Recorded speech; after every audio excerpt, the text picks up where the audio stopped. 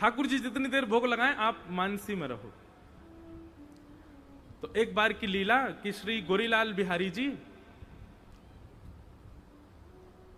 सुबह सुबह मंगला में दूध भोग पधराया गया और दूध भोग के बाद में थोड़ी देर चिंतन करके आचार्य जब पुनः गए भीतर, तो भीतर जाकर के देखा कि ठाकुर जी और किशोरी जी दोनों दूध में नहाए भये हैं। ऊपर से नीचे तक पूरा दूध फैला रखो अपने ऊपर।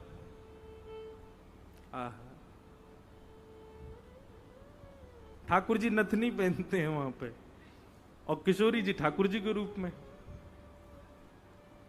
तो बहुत ध्यान से सुनो, दोनों दूध में सने भये ऊपर से नीचे तक।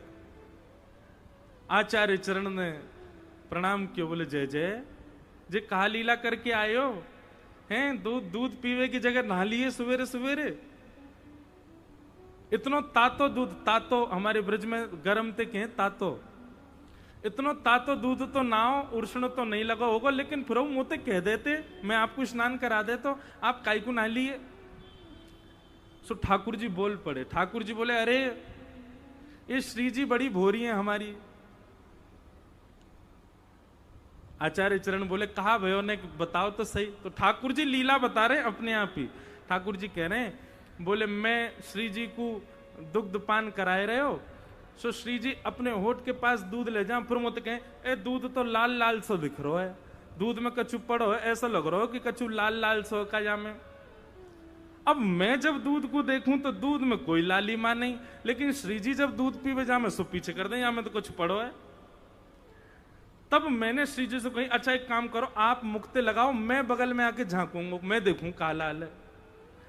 तो श्री जी पान कर रही हैं और बिल्कुल गले गाल ते गाल छुपा के ठाकुर जी देख रहे हैं हमें कहा लाल है।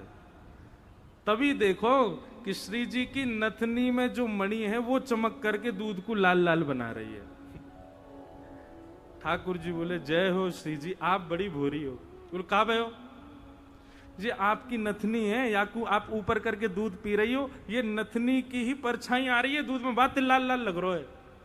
श्री जी बोली अरे मैं तो बड़ी बावड़ी हूं, वो तो समझ में ही ना आवे, अरे मैं कहां पहचान नहीं पाई।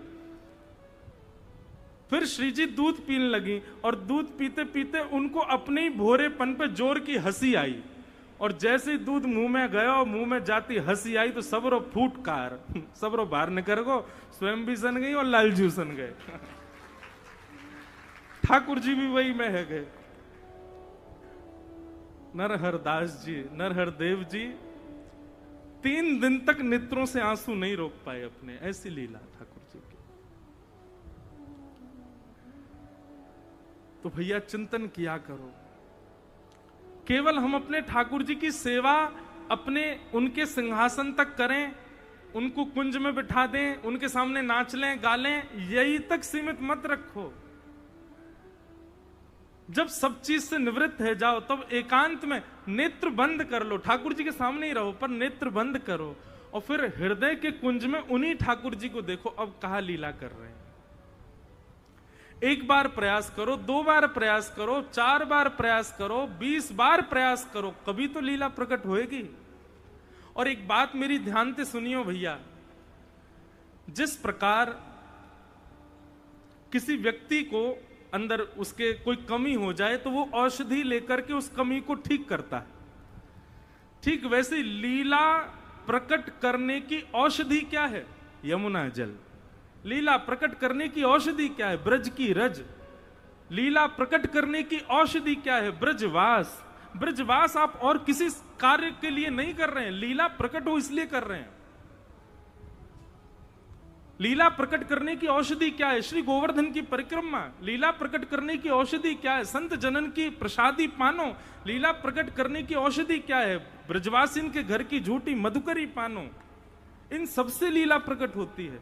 ये सब हमको केवल नियम मान करके नहीं करने हैं कि ब्रजरज लगानी है, ऐसे कंठी माला पहननी है।